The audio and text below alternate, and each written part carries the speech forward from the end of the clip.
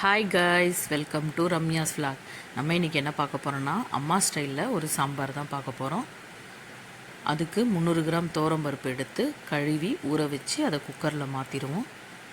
ஒரு பெரிய தக்காளி எடுத்து 4 கட் பண்ணி 10-12 சின்ன வெங்காயம், 4 பச்சை மிளகா, 1/4 இன்ச்சு பெருங்காயம், இதெல்லாம் ஒன்றா போட்டுக்கலாம். ஒரு 1/4 ஸ்பூன் மஞ்சத்தூள் இதில் போட்டுட்டு இந்த பருப்பு, வெங்காயம், தக்காளி எல்லாம் முழுகிற அளவுக்கு தண்ணி ஊற்றிட்டு குக்கர் எடுத்து அடுப்பில் வச்சுருவோம். ஸ்டவ் ஆன் பண்ணிக்கலாம். இப்போ குக்கரையும் மூடிடலாம். ஒரு 4 விசில் வர வரைக்கும் நம்ம இந்த பருப்பை வேக விடுவோம். அப்போ தான் பருப்பு நல்லா குழஞ்சி வெந்து வரும். அதுக்கப்புறம் ஒரு பாத்திரம் எடுத்து வச்சு அதில் ஒரு 2 ஸ்பூன் எண்ணெய் ஊற்றிட்டு இந்த எண்ணெய் காஞ்சதும் வெந்தயம், சீரகம், கடுகு இதெல்லாம் போட்டு பொரிஞ்சு வர வரைக்கும் வெயிட் பண்ணுவோம். இப்போ 2 கருவேப்பிலை எடுத்து அதில் போட்டுக்கலாம். தட்டி வச்ச பூண்டையும் அதில் போட்டுக்கலாம். வெங்காயத்தையும் அதில் போட்டுக்கலாம். தக்காளியும் அதை போட்டுக்கலாம். இப்போ எல்லாத்தையும் வதக்கி விடலாம். இது நல்லா வதங்கி வர டைமில் கொஞ்சம் உப்பையும் போட்டுட்டு வதக்கி விடுங்க.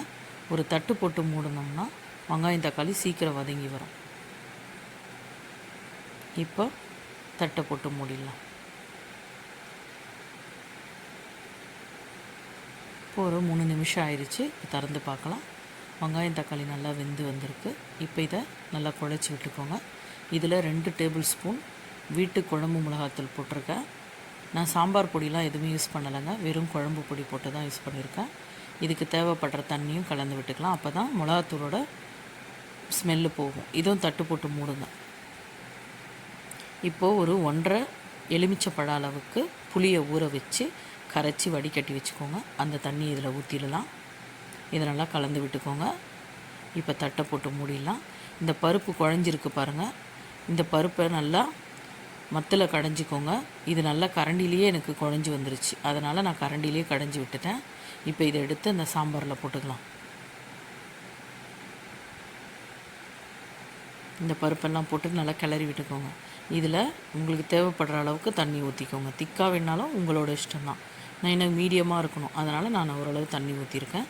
இதில் கொத்தமல்லி, கருவேப்பிலை போட்டு சர்வ் பண்ணிவிடுங்க. இந்த சாம்பாருக்கு ஏற்ற ஒரு சேப்பங்கிழங்கு ஃப்ரையை தான் நம்ம பார்க்க போகிறோம்.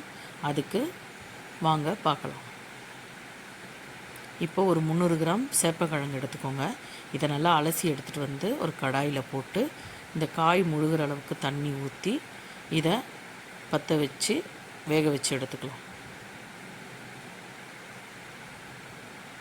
இப்போ சேப்பங்கிழங்கு நல்லா வேகிறதுக்கு ஒரு 15லேருந்து 20 நிமிஷம் இருக்குங்க. இதை நல்லா மூடி போட்டு வேக விடுவோம்.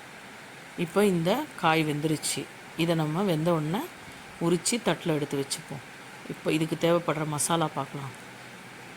இந்த உரித்த சேப்பங்கிழங்கு எடுத்து ஒரு பவுலில் போட்டுக்கோங்க. இதில் 1 ஸ்பூன் புளி தண்ணி ஊற்றிட்டு இந்த சேப்பங்கிழங்குக்கு தேவைப்படுற உப்பை கலந்து 2த்தையும் நல்லா மிக்ஸ் பண்ணி வச்சுக்கோங்க. அது வரைக்கும் அது ஊறிட்டுருக்கோம். இப்போ நம்ம கடாயில் எண்ணெயை ஊற்றிட்டு இதில் ஒரு 2 ஸ்பூன் உளுத்தம்பருப்பு போடுங்க. உளுத்தம்பருப்பு நல்லா கோல்டன் கலர் வர வரைக்கும் வெயிட் பண்ணுங்கள். இப்போ உளுத்தம்பருப்பு நல்லா கோல்டன் கலர் வந்துடுச்சு. இப்போ கடுகு போட்டுக்கோங்க. இப்போ நம்ம தட்டி வச்சுருந்த பூண்டு, கருவேப்பிலை இதெல்லாம் நல்லா போட்டு வதக்குங்க. கொஞ்சம் சீரகமும் போட்டுக்கோங்க.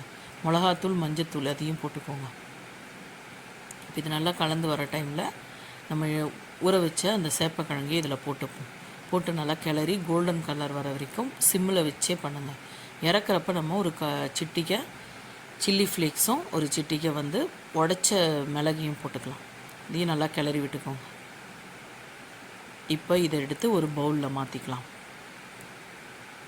நல்லா கோல்டன் கலரில் வந்துருச்சு. இப்போ இதை எடுத்து ஒரு பவுலில் மாற்றிக்கலாம். இந்த சேப்பங்கிழங்கை நம்ம தயிர் சாதத்துக்கு நல்லாயிருக்கும், சாம்பார் சாதத்துக்கு நல்லாயிருக்கும், ரசம் சாதத்துக்கு கூட நல்லாயிருக்குங்க. இது நல்ல காம்பினேஷன். இன்றைக்கி இதுதான் எங்கள் வீட்டோட மெனு. சாப்பாடு, சாம்பார், சேப்பக்கிழங்கு, அப்பளம். பிடிச்சிருந்தால் லைக் பண்ணுங்கள், சப்ஸ்கிரைப் பண்ணுங்கள், ஷேர் பண்ணுங்கள். தேங்க்யூ.